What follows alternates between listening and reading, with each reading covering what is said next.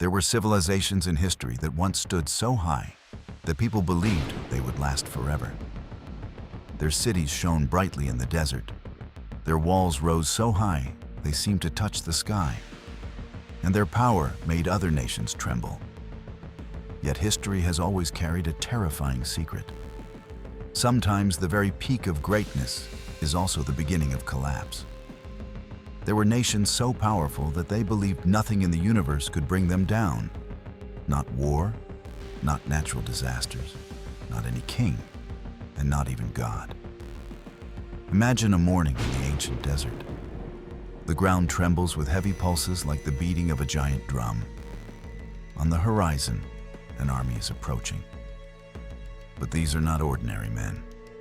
The warriors are so tall and powerful that their shadows stretch across the sand like moving towers, while the long spears rise high into the air, glittering under the sun. When they march, clouds of sand swirl upward into small storms.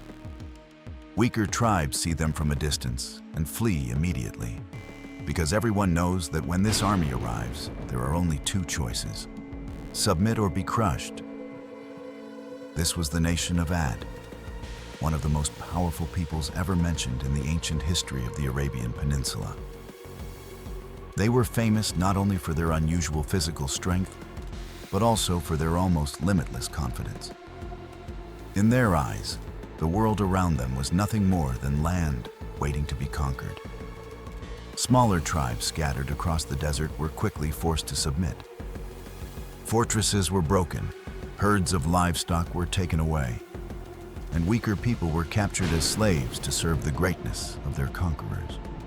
According to traditions passed down through generations, the people of Ad were descendants of ancient lineages that emerged after the time of Prophet Nuh, known to the world through the story of the Great Flood. After that flood, humanity slowly multiplied again. And among the new communities that formed, Ad quickly stood out as a remarkable people. They were not only numerous, but possessed a physical strength that astonished others. Stories described how they could move enormous stones and construct structures that ordinary people could hardly imagine. But power never arrives alone. It always brings with it a dangerous test: arrogance. When a nation wins too many battles and has never experienced defeat, its people begin to believe that their domination is natural. For the people of Ad, that feeling slowly became absolute certainty when they looked around the world and saw no rival worthy of them. Other tribes were weaker, other kingdoms were smaller. Over time, a dangerous idea began to grow in their minds. Perhaps they were not only the strongest people on earth, but were born to rule it. Their campaigns of conquest spread across lands from the southern Arabian Peninsula to distant desert regions. Their massive armies moved like sandstorms. Everywhere they passed, they left signs of domination. Tribes that had once lived freely were forced to pay tribute. People who had once lived on their own lands now worked under the authority of conquerors. And at the center of it all, an empire was slowly forming. It was an empire built not only with stone and metal, but also with the belief that they were destined to rise higher than anyone else. And they constructed monuments that no one had ever seen before. Massive pillars were raised from huge blocks of stone. Fortresses were carved directly into the sides of mountains. Long roads cut across the desert, connecting the lands they ruled. When caravans passed through their territory, what shocked travelers most was not the wealth they saw, but the scale of the structures. It seemed as though this nation was trying to prove something to the entire world, that they were born to stand above everyone. But history has always followed a cold rule. When a civilization begins to believe it cannot be defeated, that is often the moment when the wheel of fate begins to turn. The rise of the people of Ad was not only a story of strength, when it was the story of a nation that stood at the peak of power and believed that no force in heaven or on earth could bring it down. And that very belief would lead them to an ending that none of them could imagine. Hello to everyone watching the channel Prophetic History Explained. If you enjoy deep historical stories and ancient mysteries told from a fresh perspective, please subscribe to support the channel. Your support helps give us the motivation to continue exploring and sharing stories that time once seemed to bury. Because the story you are about to hear is not only history, it is a warning. A warning written not with ink, but with the collapse of an entire empire. And at the center of that story is a giant nation, a people who once believed they could never be defeated. When a nation reaches the peak of power, then history often reveals a figure standing at the center of everything. One person whose ambition becomes so large that an entire civilization begins to revolve around his will. For the people of Ad, that man was Shaddad. Shaddad was not an ordinary king. From a young age, he was known for his boundless ambition. While many rulers only wished to defend their territory and maintain power, Shaddad wanted something far greater. He wanted to create something no one before him had ever achieved. A kingdom so magnificent that his name would be remembered forever, even when future generations had forgotten every other king. Under his rule, the empire of Ad became richer than ever before. Victorious armies returned from distant lands, carrying gold, precious stones, livestock, and endless spoils of war. These treasures filled the royal vaults, but they also fed a growing ambition in Shaddad's mind. He began to believe that his power was not merely a temporary gift of fate, but proof that he had been born to stand above all others. Yet Shaddad's ambition did not stop with conquest. He wanted to build an eternal symbol of power, a city so magnificent that anyone who saw it would immediately understand that no nation on earth could rival Ad. So a command was sent across the empire. The greatest architects were summoned. Builders, stoneworkers, and metal craftsmen from conquered lands were brought to serve the project. Shaddad ordered the construction of a city unlike anything the desert had ever seen. That city was called Iram. Iram resembled no place that had ever existed before. The giant pillars were carved from brilliant white stone and raised so high that when sunlight struck them, they reflected light like silver towers in the desert. Massive gates were decorated with precious metals. Walls were engraved with intricate designs that told stories of the strength and victories of the people of Ad. Inside the city, magnificent palaces were built for the king and the noble class.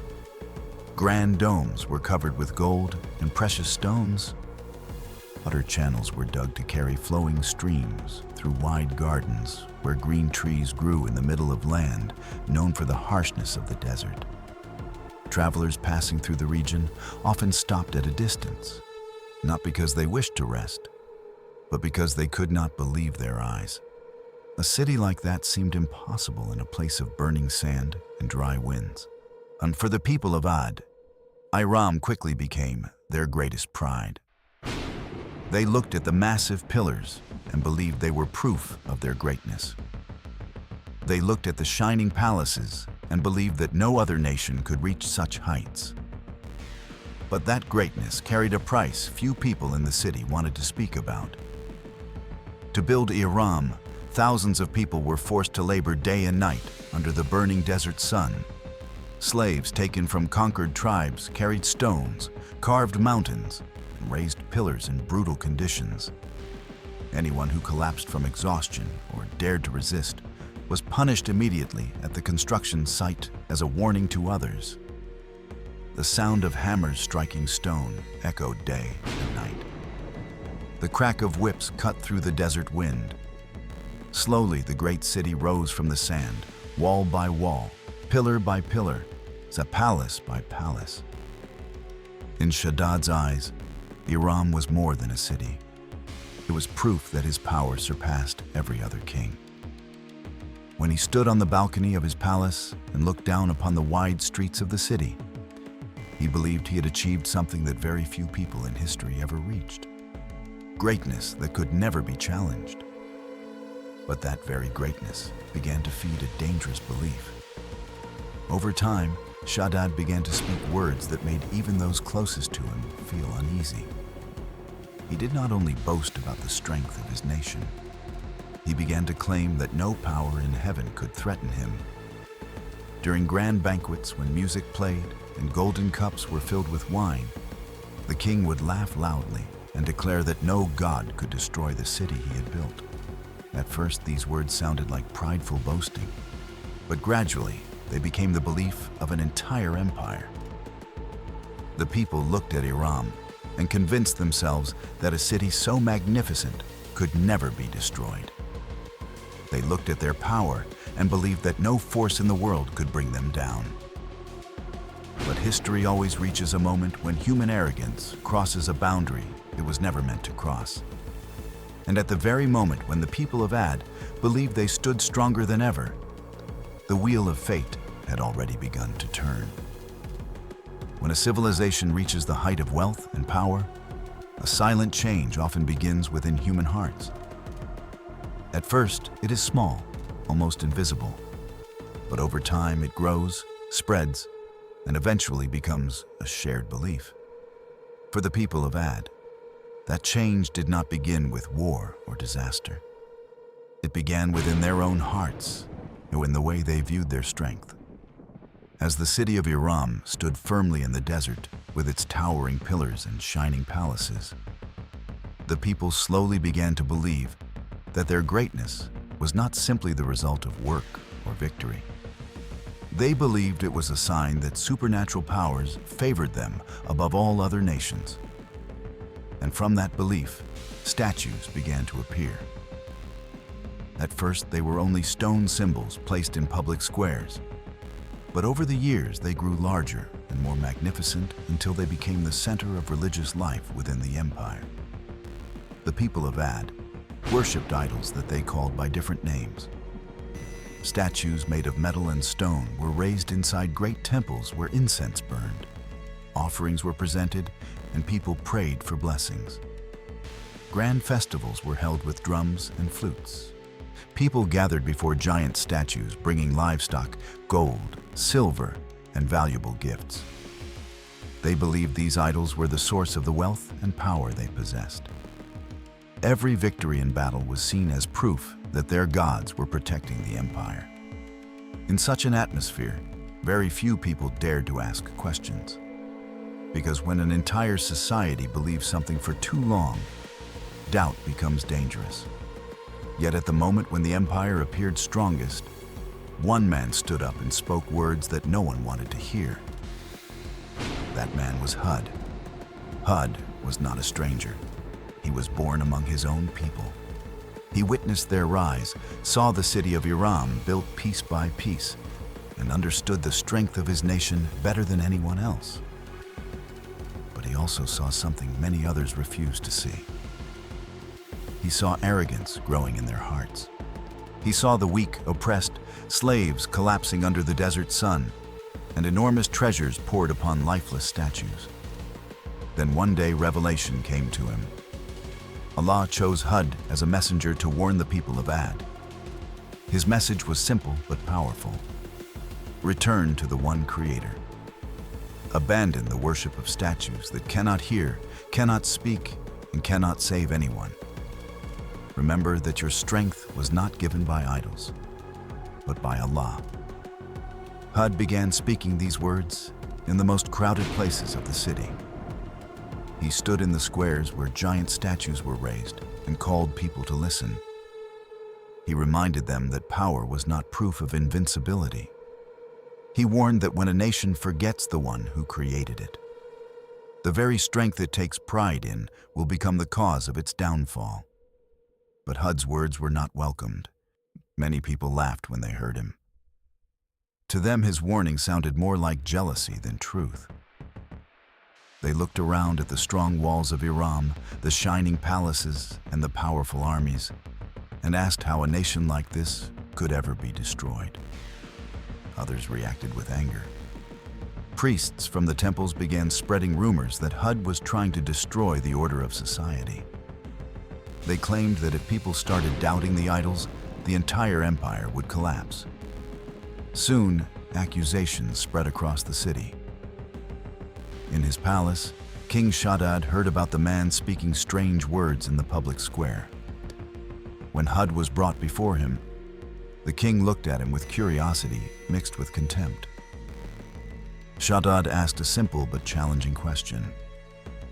If the Allah you speak of truly exists, why does he not punish us right now?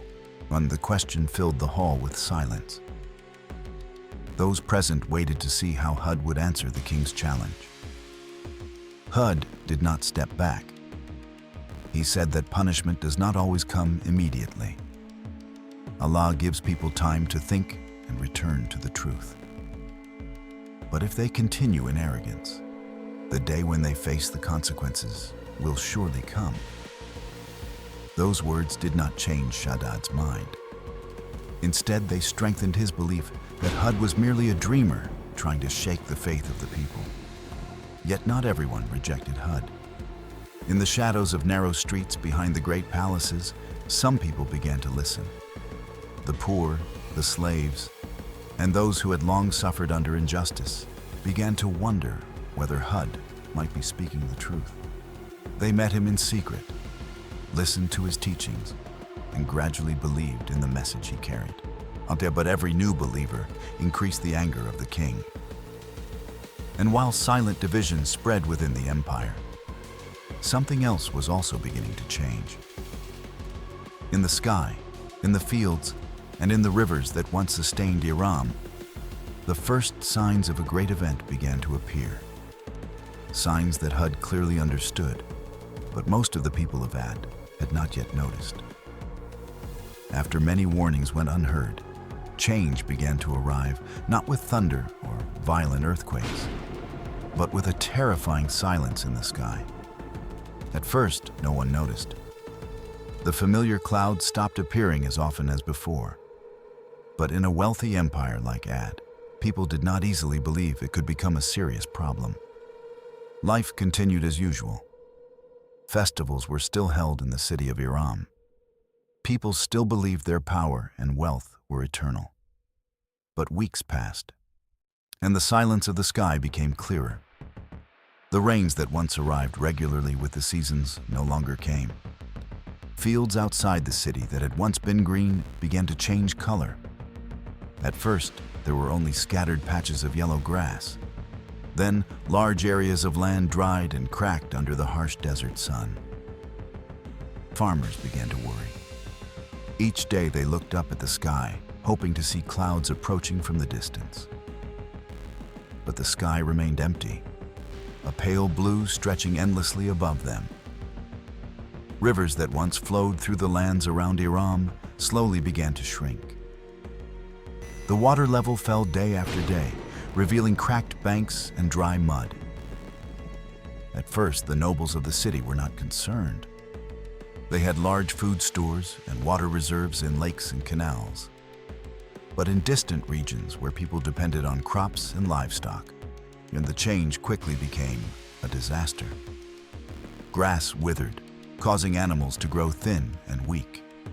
Fruit trees dropped their leaves. Wells that had once been full now held only a small layer of muddy water at the bottom. Whispers began spreading across the lands of Ad. People asked one another what had happened to the sky. Some remembered the words of Hud and began to feel uneasy. But most still believed it was only a temporary trial. King Shaddad did not see the drought as a warning. He believed the idols were simply testing the loyalty of the nation. During great gatherings in the temples, priests were ordered to perform more rituals. Animals were sacrificed before giant statues. The fragrance of incense and perfumed oil filled the air while priests prayed for rain to return. Night after night, songs of pleading echoed between the stone walls of Iram. Drums and flutes played during ceremonies that lasted until dawn. People offered precious gifts, hoping their idols would hear them and show mercy. But the sky remained silent. Weeks turned into months. The drought did not end, it grew worse. Rivers disappeared entirely, leaving only long channels of dusty earth. Fields that once fed the land turned into barren ground. Hunger began to spread. In the streets of Iram, the familiar sounds of prosperity slowly faded. Caravans appeared less often because water sources along the routes had vanished. Markets that had once been crowded began to empty. The laughter and music of festivals became rare. In that atmosphere of worry, Hud once again spoke to his people. But this time, his voice carried the urgency of a final chance. He told them that Allah still opened a path for their return. If they abandoned their arrogance, left behind the worship of lifeless idols, and turned back to their Creator, the sky would once again send rain to their land. Prosperity could return, perhaps even greater than before. Some people heard these words and felt their hearts move. They looked at the dry fields and wondered whether Hud might be telling the truth. But powerful figures in the empire quickly crushed such thoughts. Priests declared that Hud was only exploiting people's fear to weaken their faith. King Shaddad also refused to change his view. From the high walls of the city, he looked down at the dry land and declared that the people of Ad did not need to bow to any power. He insisted their idols would soon bring rain again, and that Hud's words were nothing but deception meant to divide the nation. While the conflict between faith and arrogance continued, one morning something unexpected appeared. On the distant horizon of the desert, clouds finally emerged. At first, they were small gray streaks along the edge of the sky. But as they approached, people noticed something unusual. There were 3 separate clouds, one bright white, one soft red like sunset light, and one deep black like night. News spread through Iram faster than any wind. People rushed into the streets pointing toward the sky and shouting with joy. After months of waiting, they believed their gods had finally heard their prayers. As the 3 clouds moved closer, people began debating which one would bring the heaviest rain, and their eyes settled on the black cloud because it was thicker and larger than the other 2. To them, it clearly held the most water and promised salvation for the dry land. But when Hud saw that cloud in the distance, his face turned pale. He understood that what was approaching was not the rain his people expected. It was the very thing he had warned them about for so long. And when he tried to tell them the truth one last time, the cheers of the crowd drowned out his warning. The black cloud that the people of Iram had waited for finally drew closer. From a distance, it looked like a heavy curtain drifting slowly across the desert sky. After months of drought, the sight filled the entire city with hope. People poured into the streets pointing upward and calling others out of their homes to witness what they believed was their salvation. Large jars were placed outside to collect the first rain. Water troughs were prepared in courtyards. Children ran through the streets laughing beneath the darkening sky.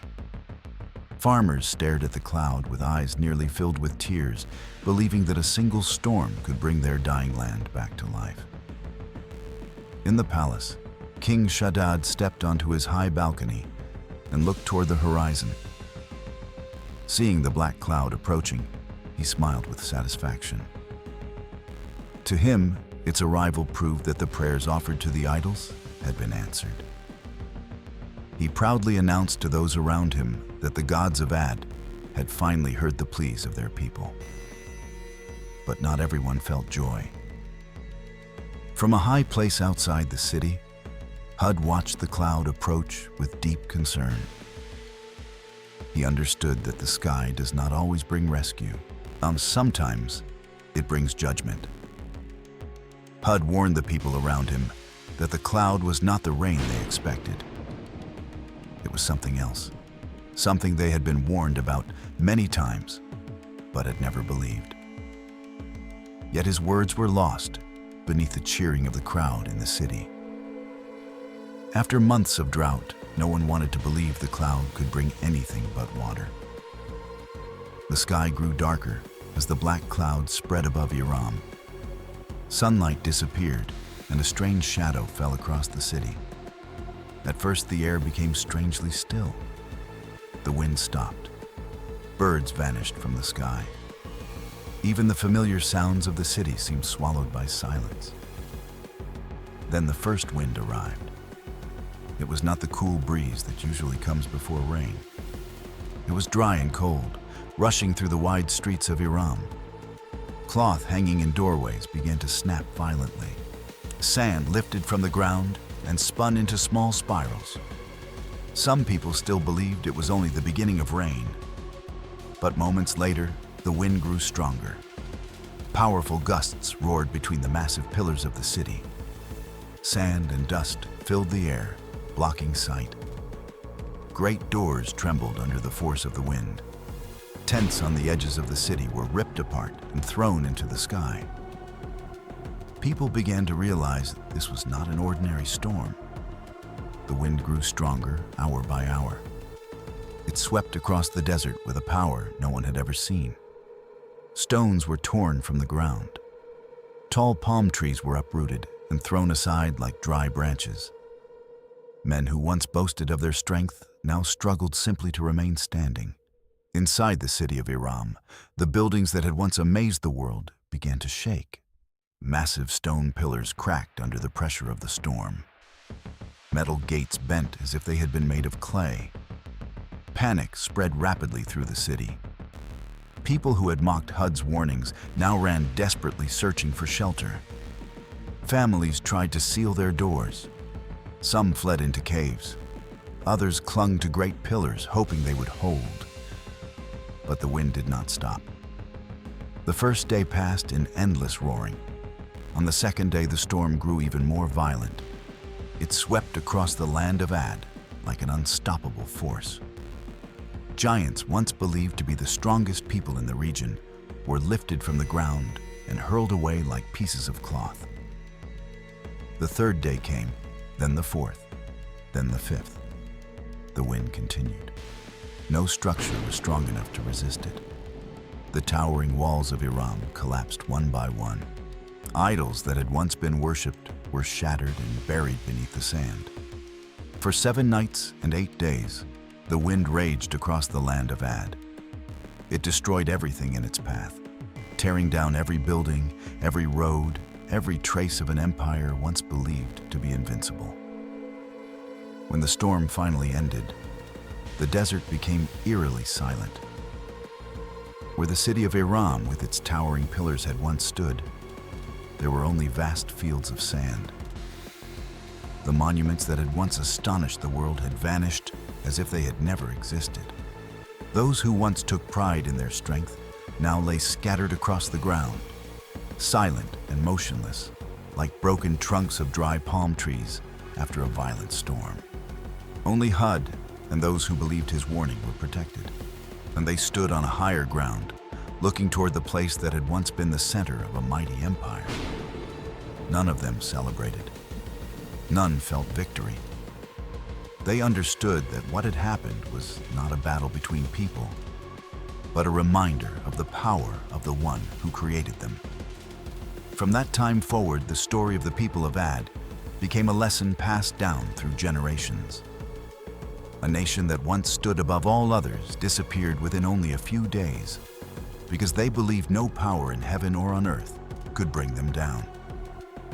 But the desert wind proved something else.